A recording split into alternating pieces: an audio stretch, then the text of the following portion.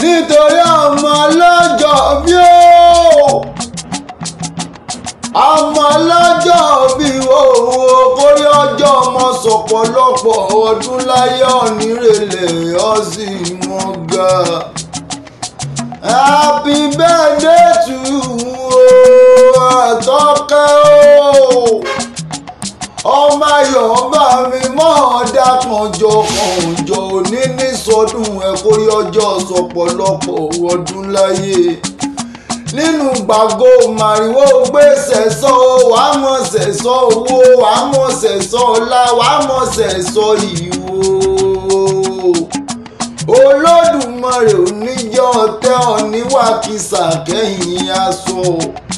Lọ́jọ́ tẹ́bi bá ń palẹ̀ mọ́ pọ̀ ní báwọn sílé òun. Lọ́jọ́ tẹ́bi bá ń pọ̀ náà nírìn lọ́nà. Ọ̀nìrìn ni bèbí ẹ̀wọ̀n láti Olódùmarè ọba Àtọ́kẹ́ adé ọ̀pọ̀ ọdún ọ̀pọ̀ ọdún ọ̀pọ̀ àjọ̀dún oríká ọdún àṣẹ ìsàmọ́dún ọdún ayọ̀ lọ sí ìmọ̀ṣọ́ nísọdún bànújẹ́. Ojú rẹ ò ní fọ́ etí rẹ ò ní jọ́ ní kú bìrìbìrì kọ́ jíjú ẹ̀sìn ní ayé tọ́ wa. Ẹni ẹlẹ́ni ọ̀wá nígbàsẹ̀ rẹ̀ tí ọmọ aráyọ̀ nífẹ̀ẹ́ gbà fún ọ lóúnjẹ jẹ́ Àtọ́kẹ́ adé o. Ọmọ ayọ̀ bá mi mọ pé porogodo ayé kankan ọ̀wá nílùú fún òjò ọdọọdún sàlàrórógbó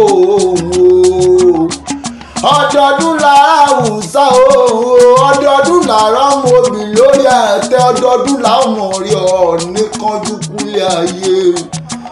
Àtọ́kẹ́ adé ní tètè kú mọ́rọ́dù ọ̀là lójú rẹ ọmọ lọ́jọ́ bí ó. Ọ̀yà jẹ́ ìsáré sí ọ̀rẹ́ ilé náà bí wọ́n ti porí kẹ́wọ̀n bàbá rẹ̀ ọmọ Olúyọ̀lé ọmọ àjòrò sùn ọmọ àjẹ̀gbín yóò ọmọ àjẹ̀gbín jẹ̀ka wọn máa fi ka wọn fọ́ọ̀rẹ́ mu bí wọ́n ti porí kí àwọn bàbá rẹ̀ gógùn. Ìbàdàn wo Ìbàdàn kí bá ní jọjà kí bá ní sọ̀rí àmúnisọ sójú ogun ìjàgbóró làwọn Ìbàdàn. Wọ́n máa gbọ́ sásá mọ̀mọ́ sáwọn wọ́n máa gbọ́ yàyà mọ̀mọ́ ìyàwó òkè gúrúsù gbódẹ fíbà sàbàrí igbó súnsà ní bàbá yín fi gbólógún. Ológun ọ̀ní kárẹ̀ èmi náà ò sì ní kárẹ̀ Àtọ́kẹ́ ẹni ọmọ olóríire àṣẹ ìsàmọ́dún ọdún ayọ̀ lọ́sìn ìmọ̀ọ́sẹ̀. Ọmọ ènìyàn òòjọ́ ọmọdọ́gbọ́n yọké ọ̀la ni òòjọ́ ọmọdọ́gbọ́n yọké ẹlẹ́yẹlé lomi ti tẹ̀rù tọmọ láìpò mu aṣọ èjì rẹ̀ lómi àbù ẹ̀bù mú bí wọ́n ti porí kí àwọn bàbá tẹ̀ èyí gangan. Ọmọ àríkèyàn gbọ̀ngàn ọmọ àsúnké bí ẹni súnmọ́ òjò lárómìwẹ̀ nílé àrólú ọmọ àrólú owó bí wọ́n ti porí kí àwọn bàbá rẹ̀ gangan. Ọmọ àbòkè wo àṣẹ ìsàmọ́dún ọdún ayọ̀ lọ sí ìmọ̀ọ́sọ̀ nísọdún bànújẹ́jọ́ tẹ́bi bá palẹ̀ ní báwọn sílé ìjọ tẹ́bi bá pọ̀ náà nírìn lọ́nà yétí kò kà lọ́pẹ́ ń wá kíyà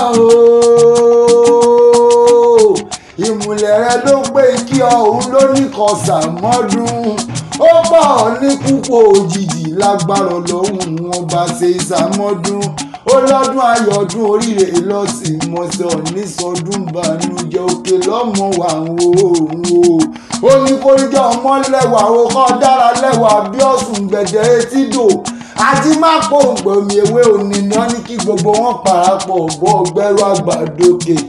Happy birthday to you Àtọ́kẹ́ I wish you long life and prosperity more years to come.